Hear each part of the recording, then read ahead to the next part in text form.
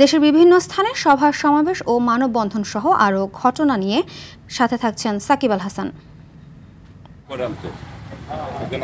জুলাই গণ অভ্যুত্থানের স্বীকৃতি ঘোষণাপত্রের সংশোধন ও বাস্তবায়নের দাবিতে বরিশালে মানববন্ধন করেছে শিক্ষার্থী ও এলাকাবাসী। গুলিবিদ্ধ হয়ে জীবন দিয়েছে, বাংলাদেশ থেকে ফ্যাসিস্টকে বিতাড়িত করেছে।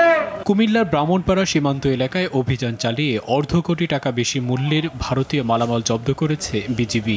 ছিল প্রায় 7 কোটি টাকা। যশোরের অভয়নগরের শঙ্কর পাশা সরকারি প্রাথমিক বিদ্যালয়ের মাঠে অভয়নগর ফুটবল একাডেমির আয়োজনে অনুষ্ঠিত হয়েছে আরাফাত রহমান কোকো স্মৃতি ফুটবল টুর্নামেন্টের প্রথম রাউন্ড। ঝিনাইদহ জেলা শহরে রেললাইন, মেডিকেল কলেজ ও নবগঙ্গা নদী সংস্কারের দাবিতে মানববন্ধন অনুষ্ঠিত হয়েছে।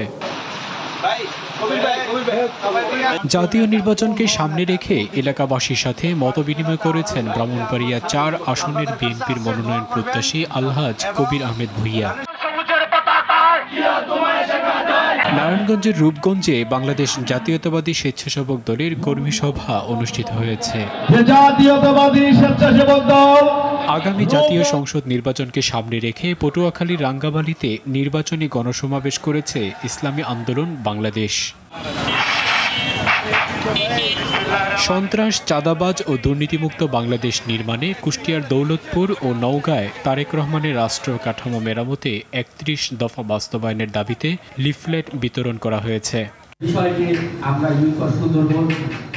সুন্দরবনের জন্য ক্ষতিকর প্লাস্টিক, পলিথিন এবং বিষের ব্যবহার বন্ধে সকালে মোংলা প্রেস ক্লাব মিলনায়তনে ইয়ুথ ফর দ্য সুন্দরবনের আয়োজনে শিক্ষণ ও অভিজ্ঞতা বিনিময় সভা অনুষ্ঠিত হয়েছে।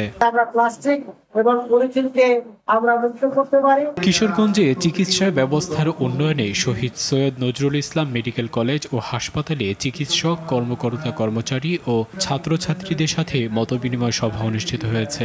আমি থাকি, তার প্রতি আমার দায় আছে, ঋণ আছে, সেই ঋণ শোধ করতে আসলে কিশোরগঞ্জ। সকল যাত্রা হোক নিরাপদ, এই প্রতিপাদ্যকে সামনে রেখে জয়পুরহাট শহরের 0 পয়েন্ট কেন্দ্রীয় মসজিদ চত্বরে নিরাপদ সড়ক চাই জেলা শাখার আয়োজনে ক্যাম্পেইন অনুষ্ঠিত হয়েছে। সাকিব আল হাসান, RTV।